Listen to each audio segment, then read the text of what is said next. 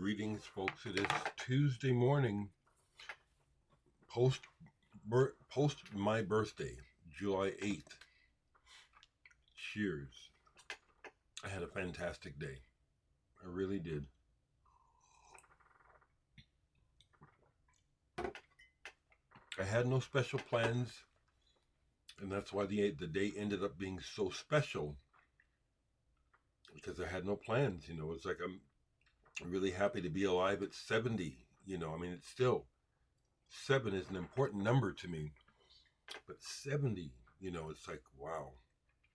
So to recap it right quick, I ended up having a gathering. It was spontaneous, and that's what I like about my life, and how that's the way I like for things to happen. Wasn't expecting to hear from anyone really, except for my family, to be honest. All of the birthday greetings and well wishes, it's overwhelming. I received a email message from my friend Craig R. You'll see this. I'm sharing this. Thank you, Craig. But Craig emailed me and wished me a happy birthday. We don't get together very much. We used to, but he says because he knows what's going on with me, because he watches my videos. And then he teasingly said, I'm probably the thousandth person to wish you a happy birthday. Well, I am not a bean counter, but with that comment, I went and kind of looked at between Facebook, Instagram, and YouTube. I got over 1,000 happy birthdays yesterday. So my crew, that's what I will call them, the Chemicals crew, the the nucleus of the band that I was in, called Chemicals. Those are my brothers, Blake, Cubby, and James. So Blake started it out, got a hold of me and said, "What you doing?" I said, I'm chilling. I'm having a good day, And he didn't say he was going to swing by. He just said, "What are you up to?" I said, "I'm at home." Next thing you know, I hear from Cubby. Well, I hear Blake's coming by. I'm coming too, Next thing you hear, I hear from James, the horn player, who introduced me to those two originally. James, happy birthday! You want to go have a meal? I said, hell no, I'm just sitting here with Blake, And he said, oh, I'm coming over. That's my crew. That's what I'm gonna call them. I know a lot of people. I don't hang out with a lot of people. If I were to claim to have an inner circle of friends, they would be part of it. Spent the afternoon with me. They stayed there so long, They said, hey, okay, it's time you ought to go. I really am like that. So my cup gets filled. It's like, okay, I'm tired of looking at you. Get your asses out of here. It was fun. It was absolutely fun. We listened to music mainly through video, because we're out hanging out in the living room, and rather than play records, I was just running videos from my USB, where I'm collecting things and watching new stuff. So I watched some new video with them that I hadn't watched before. Saw this band called Lead B-I-B. It's pretty good.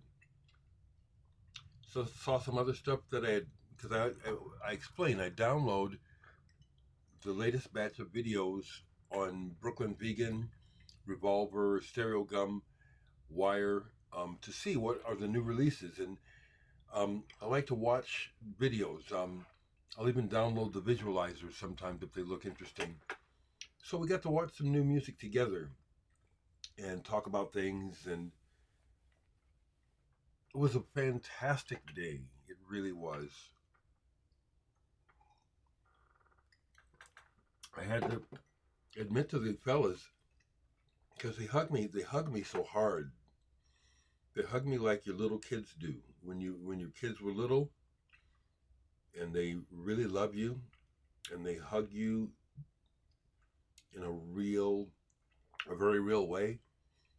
I had to say at one point, you guys, frankly, kind of overwhelm me with your love.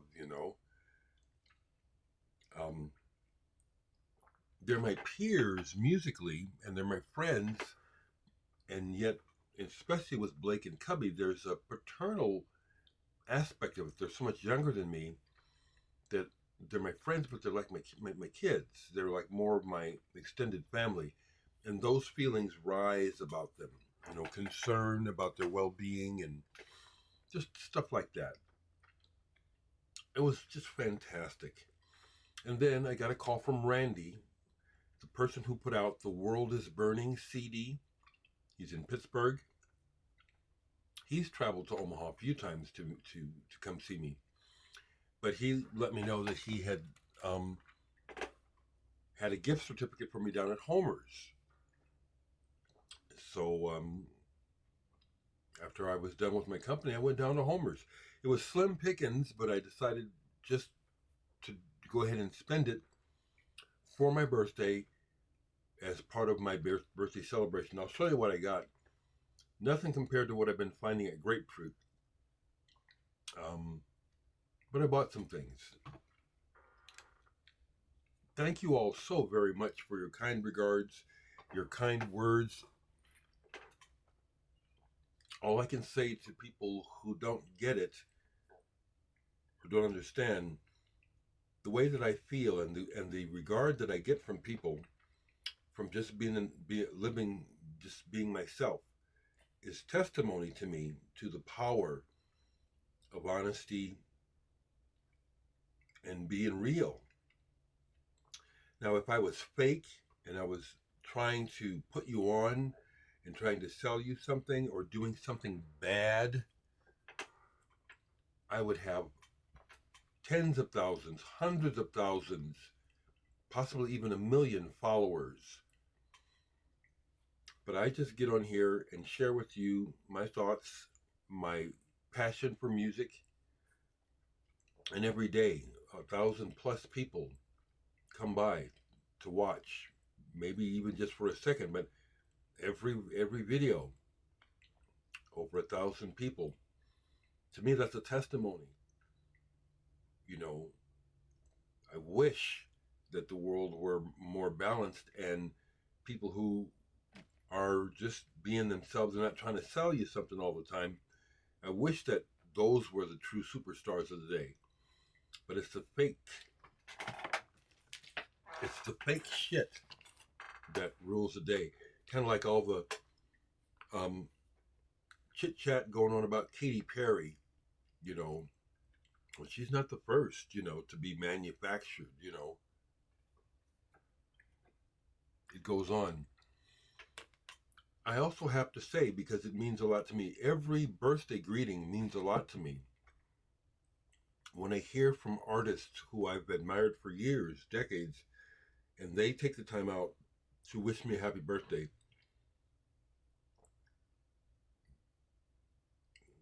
that's the kind of success that I wanted from the Beatles. This regard. I am successful the way I want to be. My prayers have been answered. My music is original. That's what I wanted, to be able to make original music and to receive regard for it, to be recognized. And I have it, both. Very genuinely. Not in the millions like here today, gone tomorrow, but like people who truly appreciate me. I'm very thankful.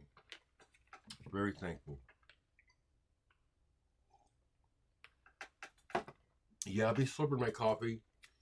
Yeah, my mouth is fucked up, and you hear these sounds and stuff, and I can't help it. Thank you for tolerating it. We had some deep. I'm going to show the records I bought yesterday. Didn't spin any vinyl because, like I said, my video collection is. So we watched everything from a little bit of the Black Sabbath beginning of the end or thing. Watched some of that, particularly Slayer. The Slayer set was killer. But then besides showing some new artists, I came across this clip of Han Benink with Peter Brotzman.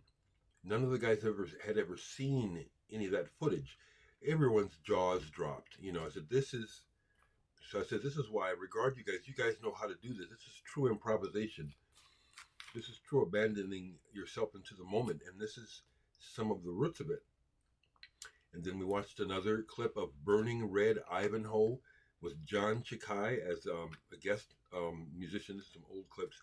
Again, I love turning these guys on to stuff, because nobody else in Omaha is playing this music. All they ever hear from other people is the same old shit. So, it was real slim pickings at Homer's, but I went ahead and spent the gift certificate, mainly in the used section. I found one new record to buy. And so, here's one that I bought that I will never, I can say this honestly, I will probably never play this again.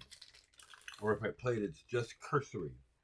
But this is important to me because of my love of the history of rock music, particularly the continent, Europe, England, the history of how things went down over there. And Graham Bond is a very central figure who some of the greatest English rock musicians have come up playing with. Jack Bruce, John McLaughlin, Ginger Baker, we can go on. So this was in the used section, less than $10. I already know what this sounds like. I actually used to have a copy as a kid. I found it as a cutout. Hated it. Put it on yesterday, still hate it. We Put Our Magic on You. Very bluesy, but in my opinion, shitty. I mean, they love the blues, but yuck. I mean, but again, I'm spoiled because I grew up in a household of musicians and people who originated this music, the blues, I heard it like firsthand. So I'm extremely critical. That's why when I was a little boy and I first heard the Stones, I thought, what is this bullshit? The Stones earned my respect over time, but I'd heard the real deal and I was living it, Okay, I was living the blues. So I picked this up for the collection. Like I said, it was slim pickings, but I wanted to go ahead and spend. And that's why I bought this, because otherwise, I have the Groundhog records I want, except for Split on vinyl. I have it on the computer. Like all the Camel albums I don't have on vinyl, I have them on the computer. But this was in the used section, and the price was right. But of course, again, I got it for free because of the gift certificate. Thank you, Randy. Groundhogs, a live album. Road Hogs live from Richmond to Pocono. And this is a 3-record set. And it's a bootleg that's just been 2 bootlegs recordings that were finally released. The first 2 albums of this are from Richmond, performance in Richmond, Virginia, I think, or where, yeah. And the sound quality is really poor. But the 3rd album from Pocono is a winner. Good sound quality, but also they give you this ephemera. Groundhog's poster. Postcard. And there's a sticker in here too. Black vinyl. So, I actually listened to quite a bit of this. I do like Tony McPhee. I like his voice. I thought his voice was cool, as well as his guitar playing. I kind of thought he had a voice that could have, like the guy from Family, Roger Chapman. He didn't sound like that, but he had a distinct kind of vibrato I thought could be catchy. But the 3rd album of this makes it a winner.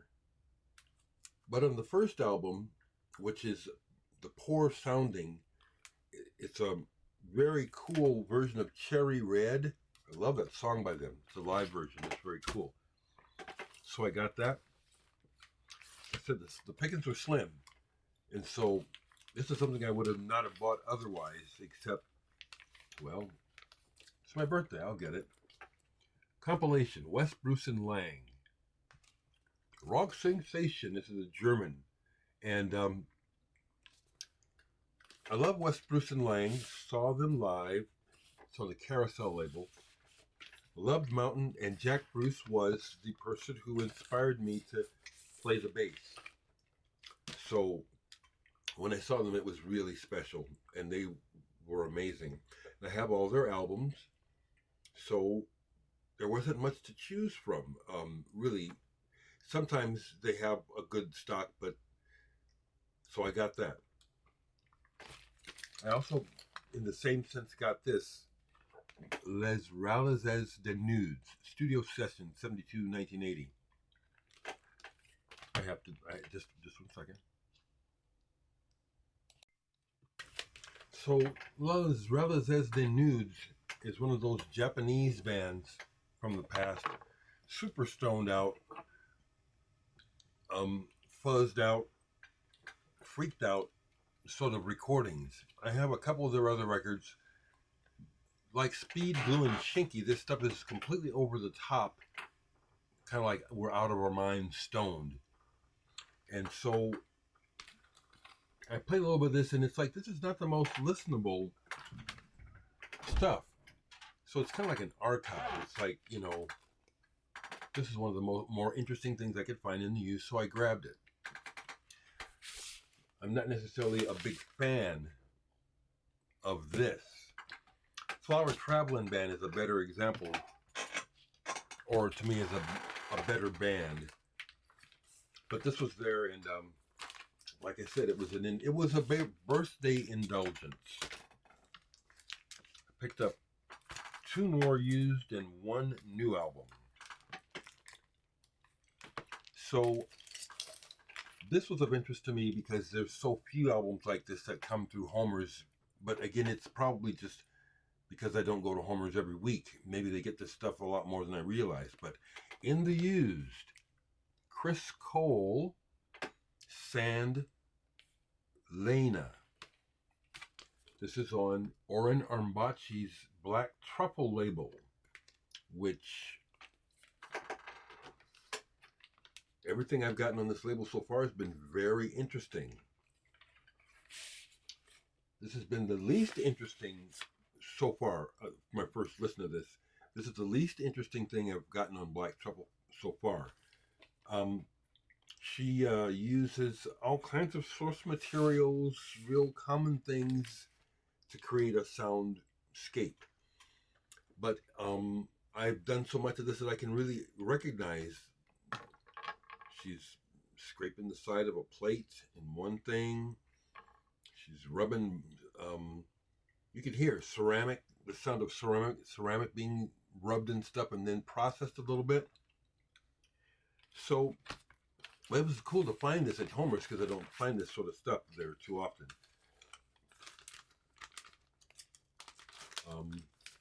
So I got this. I got 1 of the used album and 1 new album. So I got this in the used. Again, not something I'm necessarily needed because I have all the songs on here already. This is a compilation. Attention. No obi, but it's a Japanese pressing. The Attention series, which was international. You can find these in Germany and other countries. So, again, the price was right. Japanese. Wish it had the obi. Said Fontana, but when I opened it up, I got a nice surprise because it's actually on Japanese. Charisma. Large Mad Hatter. Love this label. Beautiful pressing. Played it all the way through. It's a nostalgia listen to me, actually. It really is. Thoughts of Emerald's Dab Jack. I played that for Blake last time he came over here. He really got it. He really got into it. That's some great stuff. So that was a nice surprise to get another Charisma. I love that label. And the new album, the only new album I bought, because there's not much new that comes in Omaha that I'm interested in is the latest Flying Lotus. Spirit box.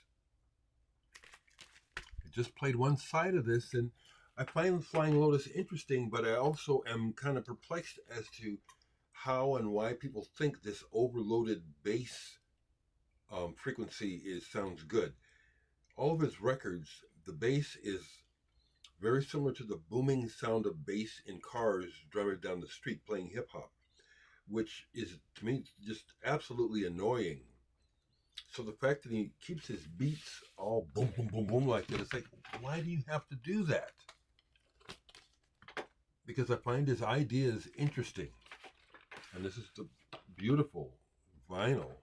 That's beautiful. That is really gorgeous. So that's the one new I bought.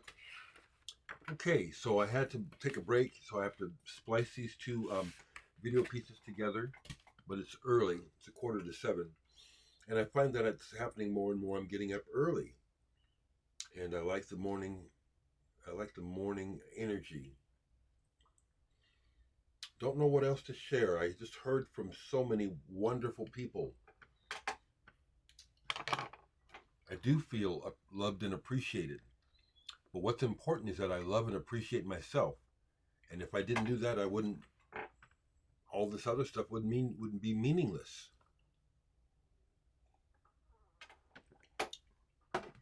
Some of you folks who are watching me who don't like yourselves, and I'm sure there are some of you in the audience, you don't like yourselves. And people will try to lift you up. But if you don't believe it and you don't feel it, what their words are empty, aren't they? So I share with my friends and family in this love because I feel it. I deserve it. I give it to myself, and consequently, others do too. It's part of the secret. Value yourself, accept yourself, be genuine, and it'll work like a filter. You know what I'm saying? That genuine people will find their way to you, and you'll be better at with your bullshit detector. Because I love people, and I'm attracted to all kinds of people, including really crazy and sick people. And I like these people and love them as well. I have to watch my boundaries with these folks. You know what I'm saying? Because and the reason why I said it is because I'm crazy too. You know, but I keep it in check. I'll wrap up here because, like I said, this is too because it's conscious. I could be such a bastard. You know, I could be. You know, I choose not to be. I'm gonna stop there. Thank you, everyone, so much. Thank you for your kindness. And someone just sent me a happy birthday greeting and bought a CD. I love that. Talk to you.